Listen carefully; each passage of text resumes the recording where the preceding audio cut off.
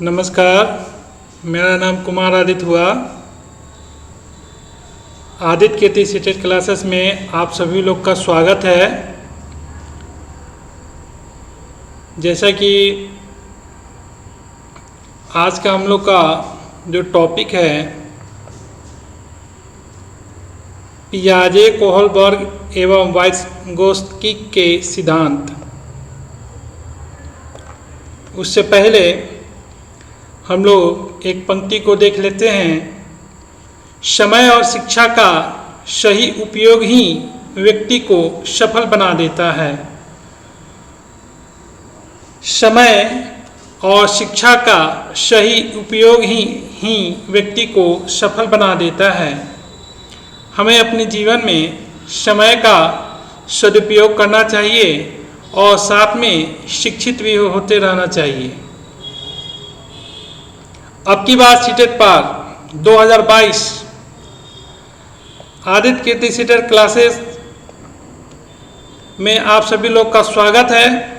और ये मेरा टेलीग्राम चैनल है, इस पर आप सभी लोग को PDF आप लोग को उपलब्ध करा दिया जाएगा। यह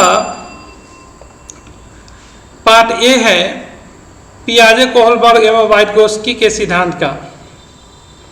इसके बाद आपको पार्ट B इसका मिलेगा। यह रहा आप लोग के लिए परीक्षा उपयोगी तथ्य मैं लेकर प्रस्तुत हुआ हूँ आदित्य कीर्ति सीटेड क्लासेस में। जीन पियाजे ने बालकों के संज्ञानात्मक विकास के 4 अवस्थाएं में बांटा है। पहला है संवेदी पेशीय अवस्था, जन्म से 24 महीने तक। समक्रियात्मक अवस्था 2 वर्ष से 7 वर्ष तक की होती है। तृतीय है ठोस संक्रियात्मक की अवस्था 7 वर्ष से 12 वर्ष तक की होती है। औपचारिक संक्रियात्मक अवस्था 12 वर्ष से वयस्क अवस्था तक होती है। पियाजे के सिद्धांत संप्रत्ययो कंसेप्ट में अनुकूलन, एडाप्टेशन, संरक्षण, कन्वर्सेशन, समाधान, इक्विलिब्रियम,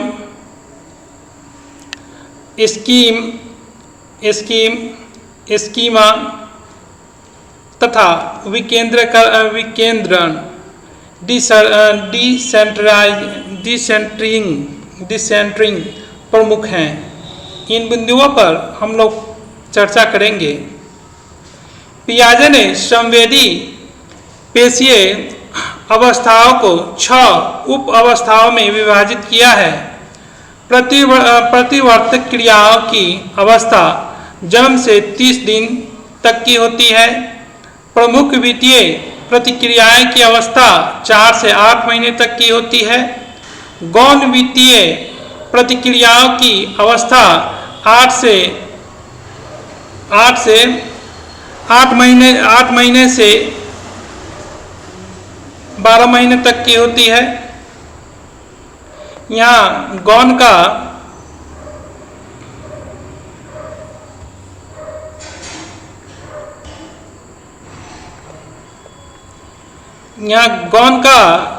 द्वितीय वित्तीय प्रतिक्रिया की अवस्था भी कह सकते हैं।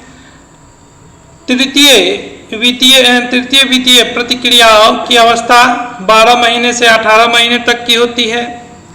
मानसिक संयोग द्वारा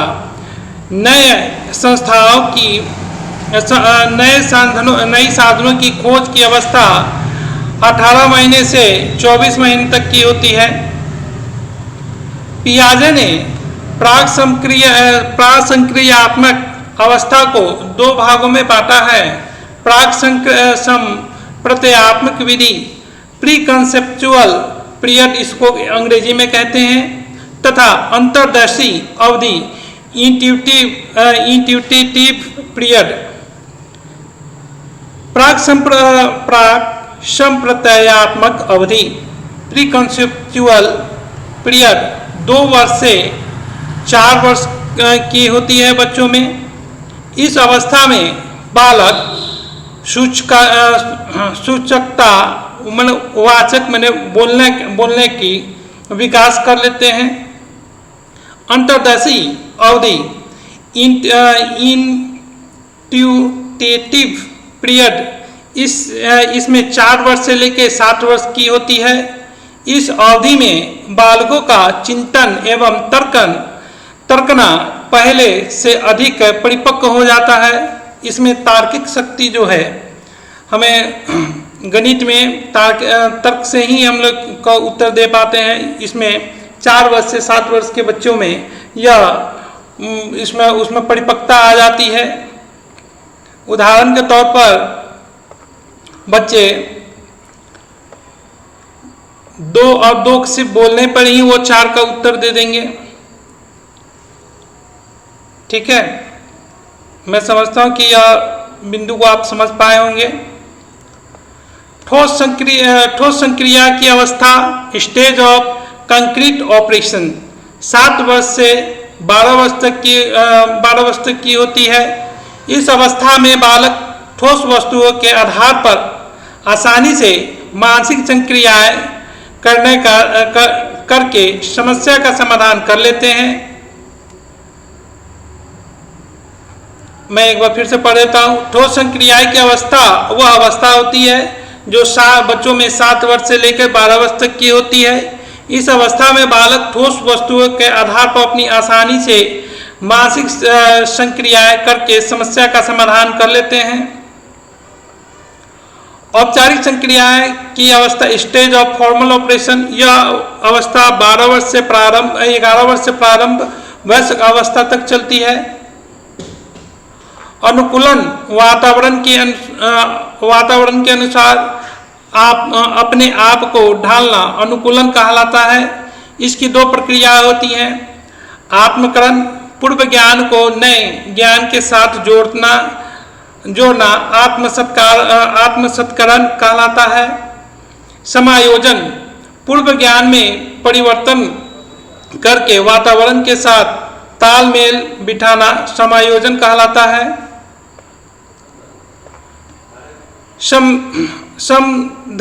समधारणन, संतुलन, इक्विलिब्रेशन इसे कहते हैं अंग्रेजी में।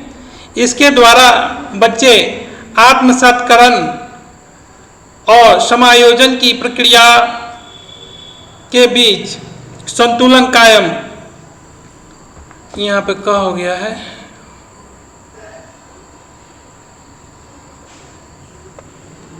यहाँ क्या होगा,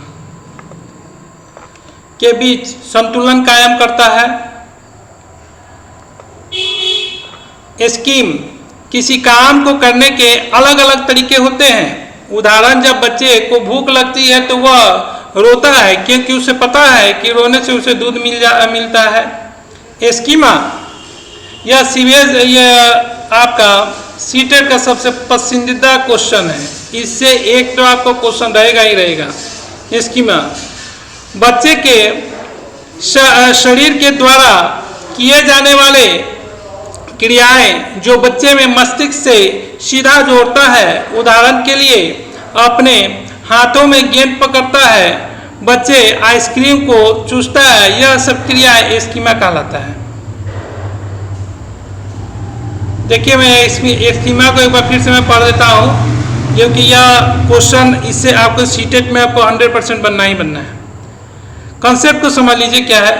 बच्चे के शरीर के द्वारा किया जाने वाला क्रियाएं जो बच्चे के मस्तिष्क के सीधा जोड़ता है। उदाहरण के लिए, बच्चे अपने हाथ में गेंद पकड़ता है और बच्चे आइसक्रीम को चूसता है, यह क्रिया स्कीमा कहलाता है। एक और उदाहरण में इसमें प्रश्न कर देता हूँ। बच्चे बिछौना पर बिस्तर पर अगर कोई खिलौना रखा हुआ है, बच्चे चादर को खींच कर अपने पास वो कर लेता है, यह सब भी स्कीमा के अंदर ये सब चीज आएगा। ये सब चीज का चलिए अगले बिंदु की ओर चलते हैं। कोहलबर्ग के अनुसार नैतिक विकास की 3 मुख्य अवस्थाएं होती हैं और इन अवस्थाओं का क्रम निश्चित होता है। यह अवस्थाएं प्राक रूढ़िगत नैतिक स्तर यह 4 वर्ष से 10 वर्ष तक की होती है। रूढ़िगत नैतिकता का स्तर 10 वर्ष से 13 वर्ष तक की होती है। उत्तर रूढ़िगत नैतिक स्तर, आइए हम इस बिंदु पर एक बार चर्चा कर लेते हैं। प्राक रूढ़िगत नैतिक स्तर में नैतिक तर्कना दूसरे लोगों के मानकों से निर्धारित होता है, दूसरे लोगों के विचार से निर्धारित होता है। बच्चे किस व्यवहार को अच्छा या बुरा उसके भौतिक परिणाम के आधार पर करते हैं। मैं पहले भी मैं बता चुका हूं कि वातावरण का बच्चों पर बहुत बड़ा प्रभाव पड़ता है।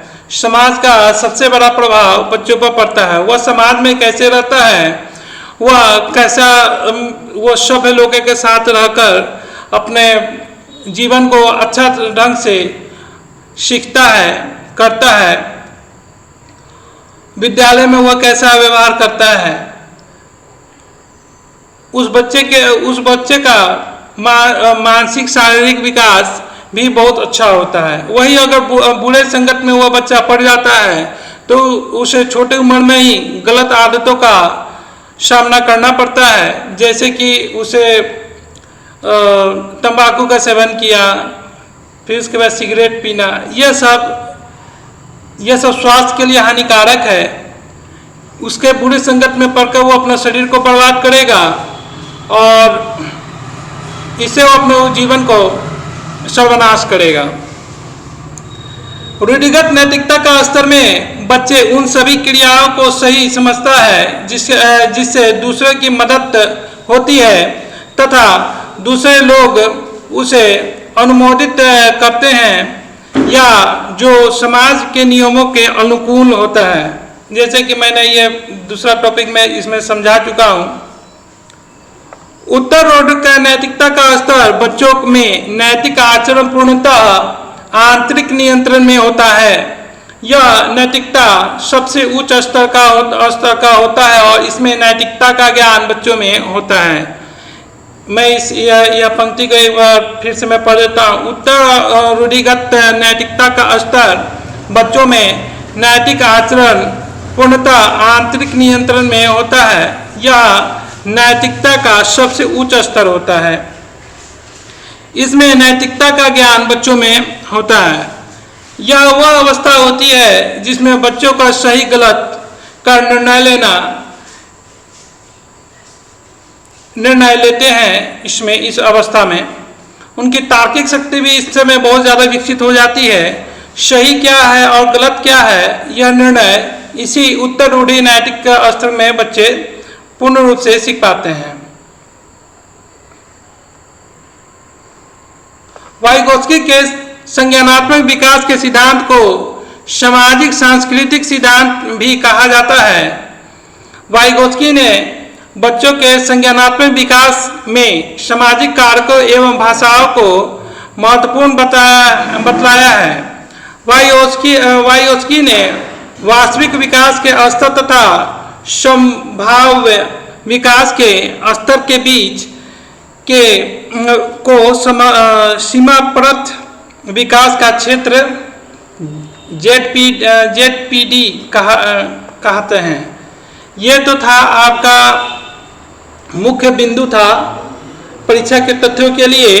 अब हम लोग जीन पियाजे के संज्ञानात्मक विकास का सिद्धांत के बारे में हम लोग चर्चा कर लेते हैं। जीन पियाजे स्विट्जरलैंड के एक मनोवैज्ञानिक थे। बालकों में बुद्धि का विकास किस प्रकार से होता है यह जानने के लिए उन्होंने अपने स्वयं के बच्चे को अपनी खोज का विषय बनाया। बच्चे जैसे जैसे बड़े होते गए उनके मानसिक विकास संबंधी क्रियाओं का वे बड़ी बारीकी से अध्ययन करते रहे। इस अध्ययन के परिणाम स्वरूप उन्होंने जिन विचारों का प्रतिपादन किया उनके पियाजे के मानसिक या संज्ञानात्मक विकास के सिद्धांत से नाम से जाना जाता है। संज्ञानात्मक विकास का तात्पर्य बच्चों के सीखने और सूचनाएं एकत्रित करने के तरीके से है।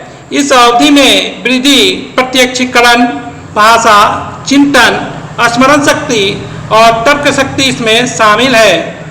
पियाजे के संज्ञानात्मक सिद्धांत के अनुसार वह प्रक्रिया जिसके द्वारा संज्ञानात्मक संरचना को संशोधित किया जाता है उसे हम समावेशन कहलाती है, उसे हम समावेशन कहते हैं।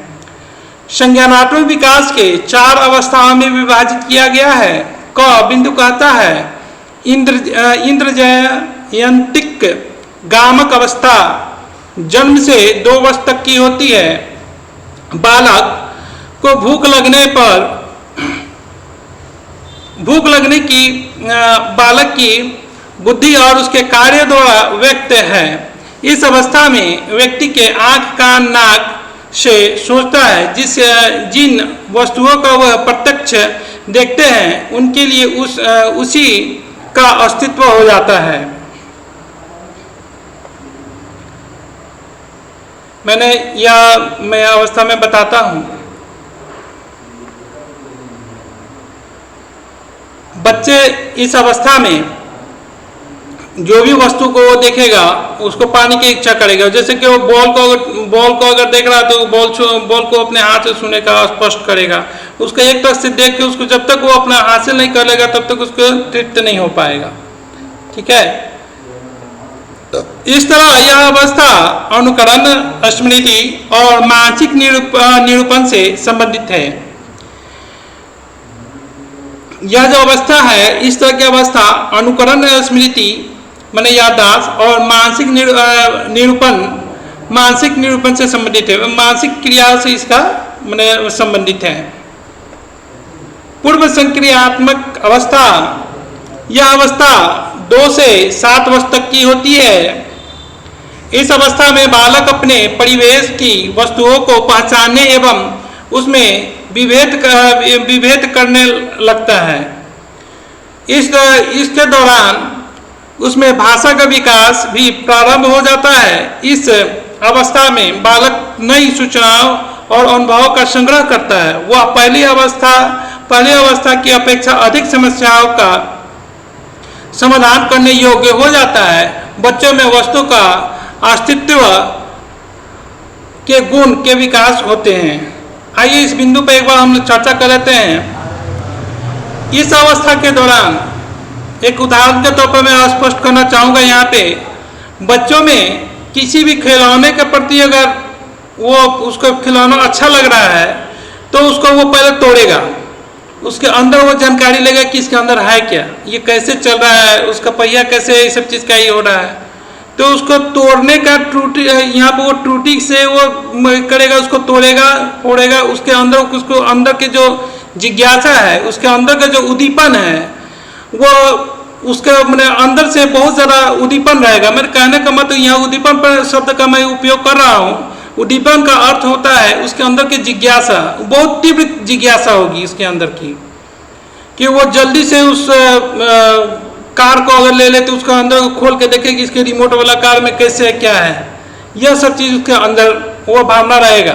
जल्दी से उसको तोड़ेगा, फोड़ेगा, उसको फोड़ के अंदर उस चीज़ को देखेगा और उसका देखने के बाद फिर उसके बाद वो शांत हो जाएगा। यह अवस्था इस दौरान में होती है। मूर्त संक्रियाएं अवस्था 7 से 11 वर्ष तक की होती है। इस अवस्था में बालक में वस्तुओं को पहचानने, उनका विभेदीकरण करने तथा वर्गीकरण करने की क्षमता विकसित हो जाती है। इस अवस्था में क्या है, वह मूर्त संक्रिया अवस्था है। 7 से 11 वर्ष तक की अवस्था होती है। इसमें वह पहचानता भी है, विभेदीकरण भी करता है, वर्गीकरण भी करता है, वो उसके क्षमताओं को वो ये सब चीज़ नहीं करता है, मैंने इस सब को पूरा सजाता है। ठीक है। उनका चिंतन अब अधिक क्रमबद्ध या तर्क संगत होना प्रारंभ कर देते हैं। इस अवस्था में बालक का विश्वास करने लगता है तथा लंबाई, भार, अंक आदि प्रत्येक प्रत्ययों पर चिंतन करता है।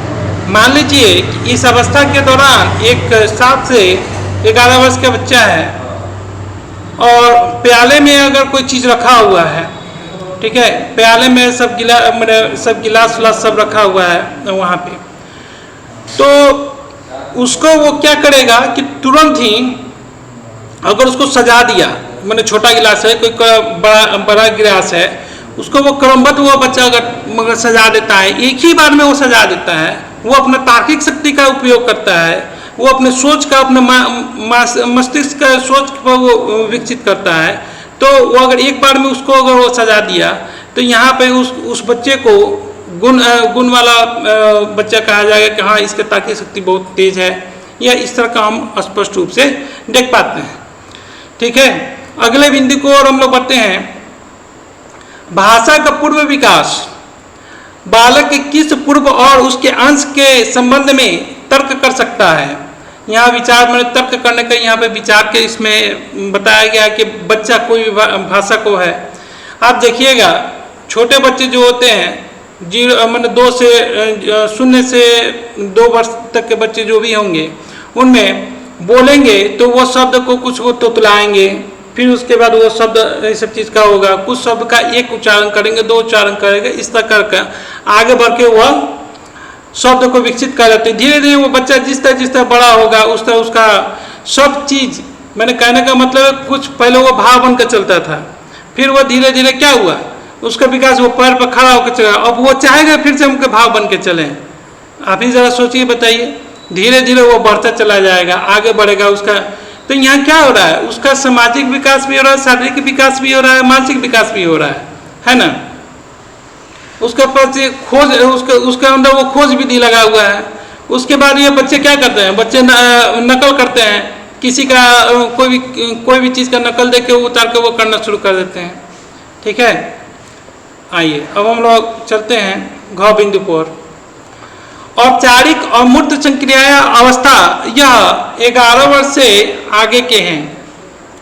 यह अवस्था 11 वर्ष के प्रौढ़ावस्था तक की अवस्था है। इस अवस्था में बालक तर्क, अनुप्रयोग करना, निष्कर्ष निकालना, शाब्दिक परिकल्पना, आदर्शनात्मक चिंतन, दूसरे के साथ जुड़कर कार्य करना, समानुपातिकता, प्रसंभाववादी एवं संयोजन किए तार्किक औपचारिक संबंध स्थापित करता है। देखिए यहाँ पे क्या होता है, बच्चे क्या करेंगे, सबसे पहले तर्क करेंगे किसी भी विषय पर। 11 वर्ष का बच्चा है, अब तो वो तो सोचने समझने वाला ये सब चीज़ का बच्चा हो गया ना, तो वह निष्कर्ष निकालेगा, शाब्दिक अर्थ निकालेगा, कल्पना करेगा कि हाँ यहाँ पे ऐसे होना चाहिए, यहाँ पे ऐसे होना चाहिए। फॉर एग्जाम्पल आपको एक हम उदाहरण के तौर पर हम बताते हैं। बच्चे कोई गणित का कोई टीचर है, वो कक्षा में श्याम पटकार पर यानी ब्लैक बोर्ड पर आपको वहाँ पे लिखते हैं 2 जोड़ 2, 2 जोड़ 2 भागा 2। तो वहाँ पर सारे बच्चे ने क्या किया है, कुछ बच्चे ने क्या किया कि उत्तर दे दिया सीधा 2, और उसी में वो होशियार बच्चा है तो वो उत्तर देगा यहाँ पे 3 दे दिया। अब जो गुरुजी है, उस गुरुजी है, ये लड़का जो है गुरुजी लड़के से पूछेगा तुम इसमें ये उत्तर जो 3 कैसे तुमने दिया। तो वहाँ पर ये अपना बुद्धि और विवेक का लगाया, बताया कि गुरुजी आपने बोर्ड मास का नियम आप हमको पढ़ाए थे, जिससे कि यहाँ पर यह विधि को हमने यहाँ पे उपयोग किया है। तो वहाँ पर गुरुजी द्वारा उस बच्चे का क्या होगा, उसको सम्मानित किया जाएगा कि हाँ बच्चे तुम सही बताए हो, उसका वर्ग में उसका ऊंचा स्थान होगा, है कि नहीं। यहाँ पे यही बात, यही अवस्था के बारे में हो रहा है। अब हमको लगता है कि यह बिंदु आप लोग को समझ में आ गया होगा। चलिए अब हम लोग अगले बिंदु को ओर बढ़ते हैं। बालक में अच्छी तरह से सोचने, समस्या समाधान करने एवं निर्णय लेने की क्षमता विकास हो जाता है। मैं इस बिंदु को स्पष्ट कर दिया आपको उदाहरण के तौर पे, ठीक है। पियाजे द्वारा वर्णित विकासात्मक अवस्था एवं उससे संबंधित उपलब्धियां यहाँ पर मैंने एक सजाया है, इसको जरा सा देख लेते हैं। क्रम संख्या 1 कहता है अवस्था तथा सन्निकट आयु। उसके बाद दूसरा बिंदु है विचार, उसके बाद तत्व संबंधी उपलब्धियां, ठीक है। यहाँ पे जीन पियाजे द्वारा यह प्रस्तुत किया गया है। पहला कहता है संवेदी पेशीय अवस्था 0 से 2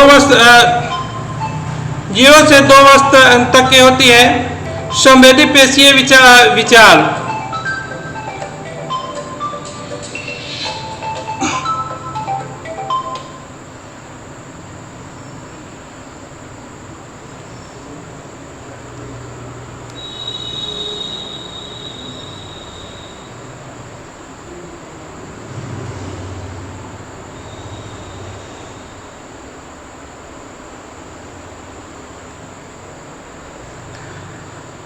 संवेदी पेशीय अवस्था 0 से 2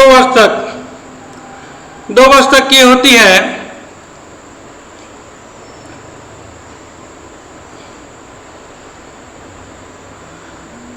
संवेदक पेशीय विचार पूर्व शाब्दिक गतियों, पुनरावृत्ति, प्रयत्न, मूल्य व्यवहार का आरंभ, वस्तु स्थापित, जीवतारोपण, यह अवस्था तत्संबंधित उपलब्धियां इन्होंने जीन पियाजे ने दिया है। पूर्व संक्रियात्मक परिक्रमणात्मक विचार, अहम केंद्रिकता, नकल करने की वृत्ति अवस्था 2 से 7 वर्ष तक। विचार अंतःप्रज्ञात्मक विचार, प्रत्यक्षात्मक, तार्किक, कल्पना, खेल, अस्थिर, अनौपचारिक तार्किकता। तीसरा बिंदु कहता है ठोस संक्रियात्मक अवस्था 7 से 11 वर्ष तक की होती है।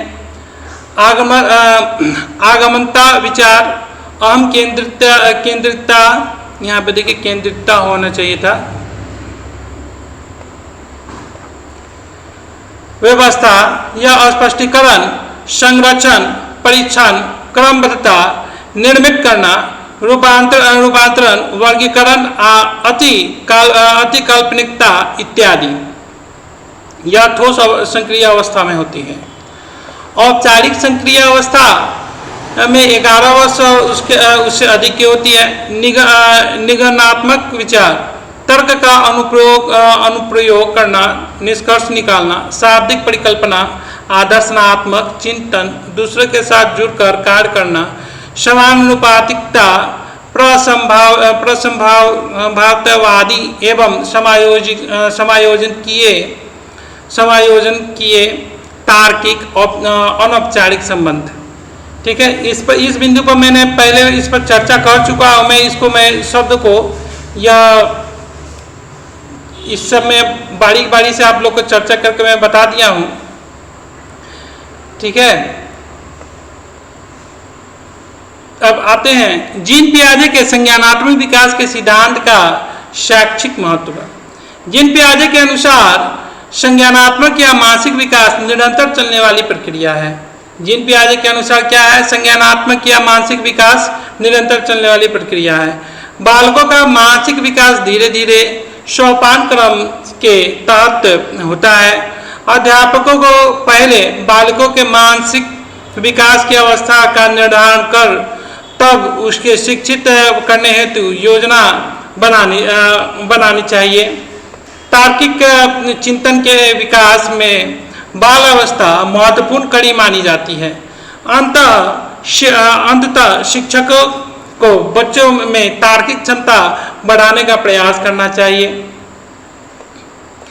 वर्ग में समान रुचि के विद्यार्थी को छोटे छोटे समूह में विभाजित कर उसमें विचार विनिमय के माध्यम से तार्किक बुद्धि के विकास के अवसर देना चाहिए। बच्चे को गलती करने एवं उसे स्वयं सुधार का पर्याप्त अवसर देना चाहिए। शिक्षक को वाद विवाद प्रतियोगिता का आयोजन करते रहना चाहिए। यह प्रतियोगिता नवीन सोच एवं नवीन विचार को जन्म देती है। आइए हम इस बिंदु को एक बार स्पष्ट रूप से आप लोग को करते हैं। जीन पियाजे के संज्ञानात्मक विकास के सिद्धांत का शैक्षिक महत्व क्या है। मैंने जीन पियाजे के अनुसार संज्ञानात्मक विकास के सिद्धांत में शिक्षकों का क्या महत्व है। ठीक है, तो हम ये यहाँ पे मैं आप लोग को स्पष्ट कर देना चाहता हूँ। एक उदाहरण के तौर पर आप मान लीजिए किसी कक्षा में आप पढ़ा रहे हैं, वह विषय आपका गणित ही है। ठीक है, बच्चे को वहाँ पे समझिए कि गणित तो है, गणित आ रहे, पहाड़ा टेबल जो भी हिंदी में तो पहाड़ा बोलते हैं। ठीक है, तो पहाड़ा नहीं आ रहा है, बच्चों को सबको समझ में नहीं आ रहा है। टीचर आप आ रहे हैं और उसको हमेशा समझा याद करवा रहे हैं, रटा रहे हैं इसको। पढ़ाई यहाँ पर रटाना नहीं है, यहाँ पर समझाना है। ठीक है, तो मान लीजिए किसी बच्चे को गिनती आता है, किसी बच्चे को जोड़ आता है, किसी बच्चे को और सभी सब चीज सब आ रहा है, मैंने पहाड़ा कोई कुछ रट लिया है, मैंने रट के याद कर लिया है इसको, लेकिन समझ नहीं है कि कैसे हुआ है। ठीक है, तो इस पर हम लोग बारीकी से ध्यान देंगे। सबसे पहले जो भी बच्चा है उसको पहले कमी को देखेंगे कि कहाँ पे कमी है, उसको समझने में कहाँ पे कमी आ रही है। ठीक है, जीन पियाजे के संज्ञानात्मक विकास में यह पूरा स्पष्ट रूप से बताया गया। बच्चे जो भी हैं वो धीरे धीरे सीखते हैं, और एक चीज़ और, बच्चे देख कर बहुत जल्दी सीखते हैं किसी भी काम को। तो वहाँ पर बच्चे को अगर गणित अगर हम लोग पढ़ा रहे हैं तो उसमें सबसे पहले बच्चे को पहाड़ा पढ़ाने से पहले उसको गिनती से अवगत कराना पड़ेगा। उसको गणित का वह 1 2 3 4 जो भी है उससे उसको अवगत कराना पड़ेगा। उसके बाद जोड़ उसको सिखाना पड़ेगा कि हाँ एक जोड़ 1 बराबर 2 होता है, यह से उसको बताना होगा। दूसरे में आइए, तीसरा बिंदु पर आइए, उसको गुना करना सिखाना पड़ेगा, है ना। 3 यही सब चीज़ का हो गया। उसके बाद उसको बोल के सिखाना पड़ेगा। इस तरह के 3-4 विधि द्वारा उसको हम लोग स्पष्ट रूप से करेंगे, उसको बताएंगे। इसमें क्या होगा, एक चीज़ आप गौर करिएगा, कक्षा में 35 अगर बच्चे हैं तो उस बच्चे में देखिएगा कि कुछ बच्चे बहुत तेज होते हैं, तो वो चयनित यहाँ हमें करना पड़ेगा बच्चे को कक्षा में। और वो चयनित क्या करना पड़ेगा, जो सबसे ज़्यादा तेज बच्चा होगा ना, बदमाशी बहुत ज़्यादा करता है, तो उसको क्या करेंगे, और जो शांत, जो मैंने कहने का मतलब है उसका विकास उतना नहीं हो पाया है बच्चे का, वो उस चीज़ को समझ नहीं पा रहा है, तो ये तेज वाला जो लड़का है ना, उसके ग्रुप बना देंगे, वहाँ पे बीच में उसको डाल देंगे। मैंने अगर 10 बच्चे हैं या 15 बच्चे हैं तो वो 10-10 5-5 ग्रुप को उसको बना के हम डाल देंगे, 5 बच्चे के बीच में उसको डाल देंगे। इससे क्या होगा कि बच्चे देख के बहुत जल्दी सीखते हैं, तो हाँ ये बच्चा तेज है, वो चीज़ जल्दी समझ पाएगा। यहाँ पर यही चीज़ को हम स्पष्ट कर रहे थे गणित का। ठीक है, तो मैं उदाहरण के रूप में आपको पहले भी बता दिया कि 2 जोड़ 2 भागा 2, यह अगर बच्चे को सिद्ध करना है तो कोई बच्चे इसमें 2 बोल दे रहे हैं, तो कोई बच्चा वहाँ पे 3 बोला, जो सही बच्चा है वो सही उत्तर उसका 3 होगा। तो यहाँ पर वो बच्चा समझ दिया और तुरंत तो उसको अपना तार्किक शक्ति उसका बहुत ज़्यादा तेज था, वो तुरंत ही बोर्डमास के नियम के बारे में वह बता दिया हम लोग को। ठीक है, हमको तो लगता है यह टॉपिक अब आप लोग का शैक्षणिक भूमिका क्या है, संज्ञानात्मक विकास के सिद्धांत पर यह महत्व क्या है, यह आप लोग को स्पष्ट रूप से स्पष्ट हो गया होगा उदाहरण के तौर पर आप लोग को। अब आते हैं जीन पियाजे के अन्य सिद्धांत को, निर्माण और खोज का सिद्धांत। बच्चे उन व्यवहारों और विचारों के समय समय पर खोज और निर्माण करते हैं जिनके व्यवहारों के विचारों को उन्होंने कभी पहले प्रत्यक्ष नहीं किया है। पियाजे का विचार है कि ज्ञानात्मक विकास केवल नकल न होकर खोज पर आधारित है। अब देखिए यहाँ पे क्या कह रहे हैं, पियाजे कह रहे हैं कि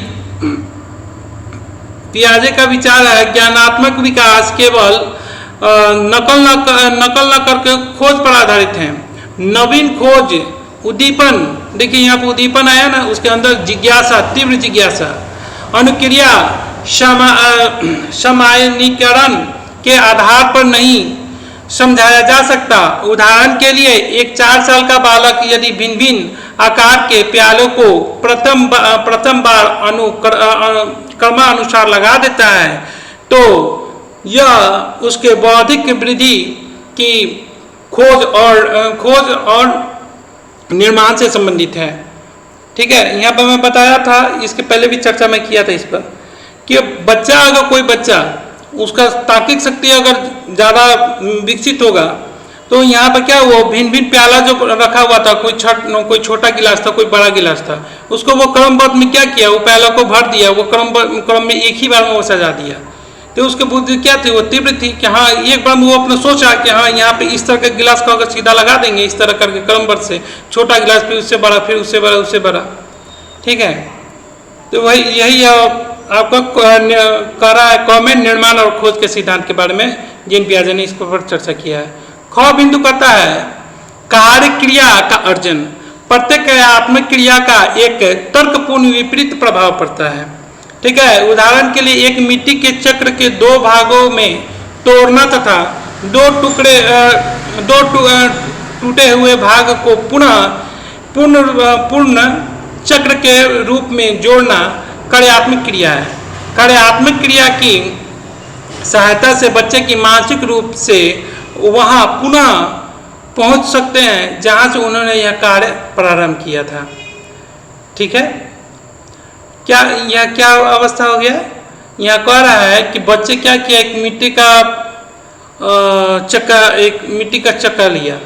ठीक है, उसको क्या किया, वो दो टुकड़ा में तोड़ दिया और फिर उसको अपने हाथों से एक बार फिर उसको हाथ से वो जोड़ लिया। यहाँ जो क्रिया जो हुआ, पहले से जो क्रिया वो तोड़ने की प्रक्रिया किया था, फिर यहाँ पे ये जोड़ा, फिर वो उस क्रिया को वह दोबारा उस क्रिया पर पहुँच गया।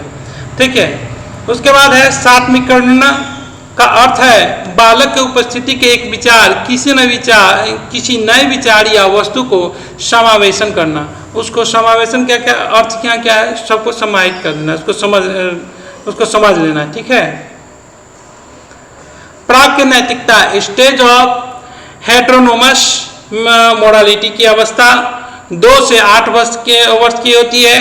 पियाजे के अनुरूप इस अवस्था का उद्भव बालकों में असमान आंतरिक क्रिया से होती है। इस काल में बच्चों में नैतिक नियम निरपेक्ष अपरिवर्तनशील तथा दृढ़, यहाँ देखिए एक नहीं यहाँ दंड है, दंड की प्रवृत्ति के होते हैं, ऐसे ही दंड होगा। यह क्या कहता है, यह जो अवस्था है 2 से 8 वर्ष की होती है। ठीक है, इस अवस्था में अंतःक्रिया होता है। इस काल में बच्चे के नैतिक नियम के निरपेक्ष अपरिवर्तन से, अब यहाँ पे यही जो अवस्था जो है, इसमें वो मैंने यहाँ गलती यहाँ पर करेगा तो उसको वो सजा मिलेगा। यह अवस्था उसी समय है। ठीक है, नैतिक नियमों का निरपेक्ष अपरिवर्तनशील तथा दृढ़ प्रवृत्ति के होते हैं। आइए हम लोग स्वायत्त नैतिकता ऑटोनोमस मोरालिटी की अवस्था 9 से 11 वर्ष की होती है। इस काल में नैतिकता बच्चे के समक्ष अर्थात मित्र के बीच संबंध से विकसित होती है। यह जो अवस्था है यह किससे होती है, ऑटोनोमस मोरालिटी मित्रों के संबंध मैंने दोस्त के साथ संबंध में के बीच ही होती है। अपने मित्र के संबंध के द्वारा न्याय एक ऐसा दर्शन उभरता है जिसे कि दूसरे के अधिकारों के संदर्भ में चिंता एवं पारस्परिक का भाव दिखता है। अब देखिए, मित्र से ही यह एक चीज मैं आपको यहाँ स्पष्ट करता हूँ। प्राथमिक क्या हो गया, बच्चों में प्राथमिकता किसका, सबसे प्राइमरी स्टेज किसका है, माता पिता का है। सेकेंडरी स्कूल और स्कूल का हो गया सेकेंडरी। तीसरा अवस्था में क्या होगा, मित्र का जो समूह है इससे ही हो गया। ठीक है, यहाँ पे तीसरा अवस्था के बारे में बताया गया है। ठीक है, मित्र के साथ वो रहेंगे, अगर सही मित्र के साथ रहेंगे तो पढ़ाई लिखाई में वो आगे बढ़ जाएंगे। अगर वो गलत मित्र के संगत में पड़ गए तो उनका जो भी है वो दुर्भाग्य होगा, वो अपने पैर पर अपने कुल्हाड़ी मारेंगे। ठीक, तो आज का क्लास हमारा यहीं पे यहीं तक था और इसका नेक्स्ट पार्ट भी आप लोग के लिए कल मैं लेकर उपस्थित हूँगा। ठीक है। हाँ, एक चीज़ मैं कहना चाहूँगा कि आप लोग को वीडियो आने में थोड़ा सा लेट हुआ, तो इसलिए लेट हुआ कि कंटेंट को खुद से तैयार करना पड़ता है, सोच समझ के तैयार करना पड़ता है कि क्या इन सब चीज़ करके। ठीक है, मेहनत तो लगता है। चैनल को जितना हो सके सब्सक्राइब करिए। ठीक, और अब के बाद जो सीटेट पार का जो लक्ष्य है उसको एकदम पूरा 100% सफल बनाना है। ठीक है, धन्यवाद, नमस्कार।